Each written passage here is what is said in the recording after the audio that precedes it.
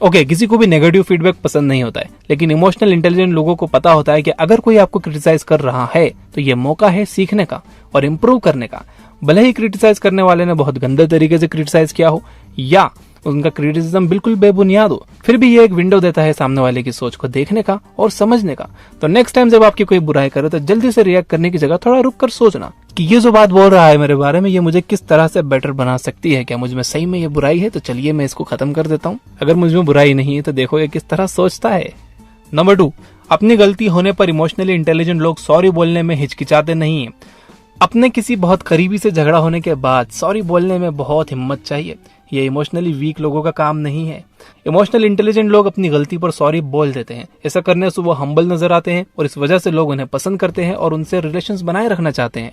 Emotional intelligence आपकी मदद करता है ये रियलाइज करने में कि सॉरी कहने का मतलब हमेशा ये नहीं होता है कि आप गलत हो, बल्कि इसका मतलब तो ये होता है कि आप अपने ईगो से ज्यादा अपनी रिलेशनशिप को वैल्यू देते हो। नंबर 3, इमोशनल इंटेलिजेंट लोग माफ करते हैं, भूल जाते हैं और आगे बढ़ जाते हैं। कई लोगों की आदत होती है कि पुराने बैड इंसिडेंट को हमेशा याद रखते हैं, उसे सोचते ही रहते हैं, सोच सोच कर परेशान होते रहते हैं और वहीं पर अटके रहते हैं। ना वो कभी गलती करने वालों को माफ करते हैं और ना ही उस इंसिडेंट को भूलते हैं। ये इस तरह से जीना है जैसे कि किसी ने आपको चाकू घोंप दिया हो और आप अपने जख्म से वो चाकू निकाल ही नहीं रहे हो, उसे वैसे ही लेकर जी रहे हो, घूम रहे हो। देखिए, जब तक आप वो चाकू निकाल कर फेंकोगे नहीं तब तक आपका जख्म भरेगा नहीं। इमोशनली इंटेलिजेंट लोग माफ करते हैं और उस इंसिडेंट को भुला देते हैं, लेकिन उससे सीखे हुए एक्सपीरियंस को नहीं भुलाते। कहते हैं ना कि ठोकर खाकर ही ठाकुर बनते हैं, तो उस ठोकर को तो भुला देते हैं, लेकिन वो ठोकर किस वजह से खाई थी और फ्यूचर में किस तरह फिर से वो ठोकर ना खाएं, ये वो याद रखते हैं। और एक और बात मैं आपको बताऊं, जब हम किसी को माफ कर देते हैं तो हम हमारे इमोशंस का पूरा कंट्रोल उनसे छीन कर वापस अपने हाथ में ले लेते हैं। फिर अगर वो इंसान फ्यूचर में कभी आपके सामने आया तब भी आपको ना तो गुस्सा आएगा और ना ही कोई अफसोस होगा। नंबर 4, इमोशनली इंटेलिजेंट लोग अपने वादों को पूरा करते हैं। वादा करके या कमिटमेंट करके तोड़ देना तो बहुत कॉमन है। अगर आप भी बार बार छोटे मोटे वादे तोड़ते हो और आपको लगता है कि इससे कोई फर्क नहीं पड़ता है, तो मैं बताऊं कि इससे बहुत फर्क पड़ता है, क्योंकि जब आप बार बार वादे तोड़ते हो तो ये आपकी आदत बन जाता है और फिर लोग आप पर भरोसा करना बंद कर देते हैं। जैसा कि मैंने शुरू में बताया कि इमोशनल इंटेलिजेंस हमारी वो क्वालिटी है, वो एबिलिटी है जिसकी मदद से हम अपने और दूसरों के इमोशंस को समझ पाते हैं और उसके हिसाब से रिएक्ट कर पाते हैं। तो अगर आपने किसी से कोई वादा किया है, चाहे वो पार्टी देने का हो, पार्टी में जाने का हो, बच्चों के साथ खेलने का हो या उधार वापस करने का ही हो, आप सामने वाले के इमोशंस को समझो कि जब आप अपने वादे से मुकर जाओगे तो उसे कैसा लगेगा और आपकी क्या रेपुटेशन बनेगी। नंबर 5, इमोशनल इंटेलिजेंट लोग दूसरों से हमदर्दी रखते हैं।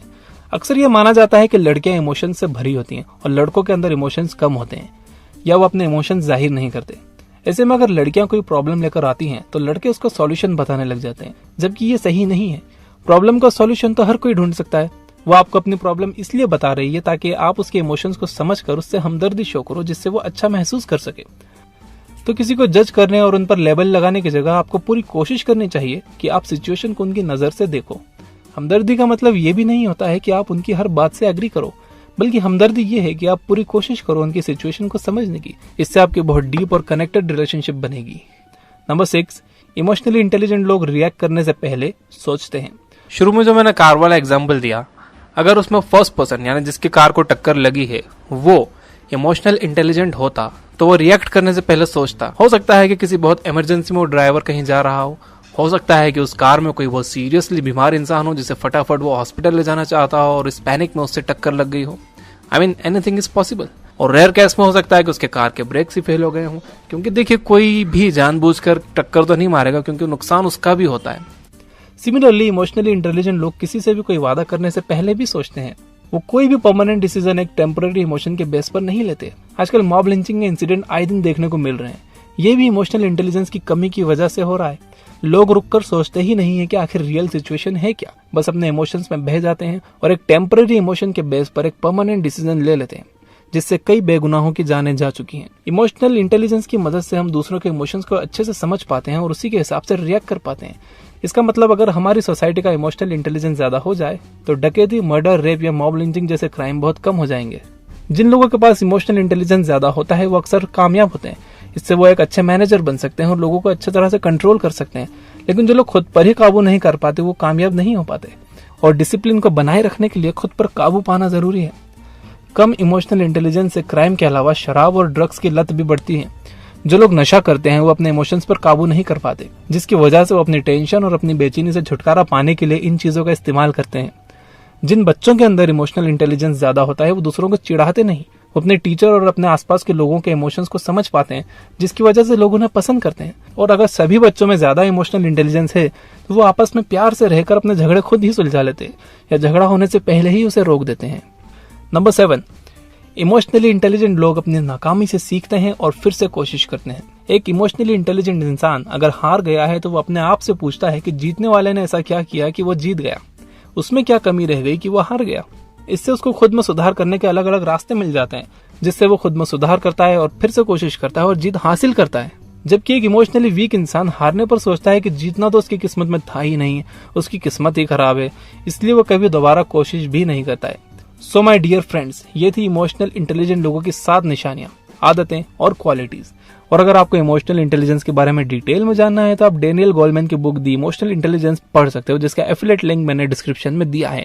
और एक बार मैं ये वीडियो फिर से समराइज कर देता हूँ, क्योंकि कई लोगों ने मुझसे कहा है कि सर लास्ट में समराइज किया करो, और यार मुझे सर मत बोला करो, मैं तुम्हारा भाई हूँ, मुझे भाई बोला करो। तो देखिए, नंबर 1, इमोशनली इंटेलिजेंट लोग क्रिटिसिज्म से सीखते हैं। जब उन्हें कोई क्रिटिसाइज करता है तो वो उसे एक अपॉर्चुनिटी देखते हैं इंप्रूव करने की। नंबर 2, इमोशनली इंटेलिजेंट लोग अपनी गलती में सॉरी बोलने में हिचकिचाते नहीं हैं।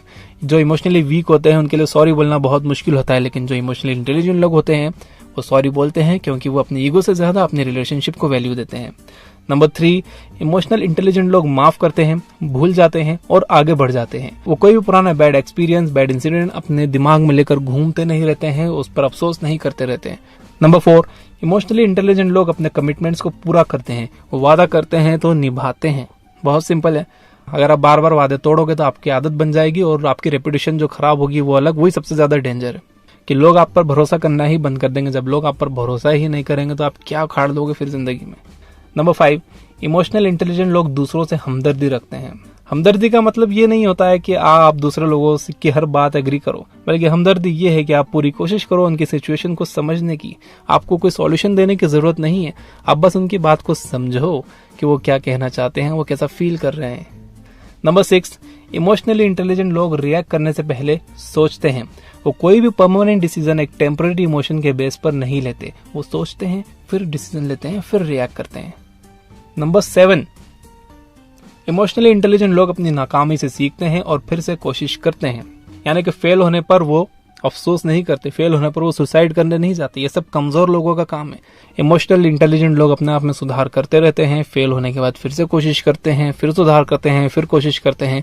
इसी तरह से कामयाबी मिलती है। रातों रात कोई भी कामयाब नहीं हो जाता किसी भी काम में। तो कुल मिलाकर ये थी आज की वीडियो। कमेंट करके बताइए कि आप में इनमें से कौन सी क्वालिटीज हैं।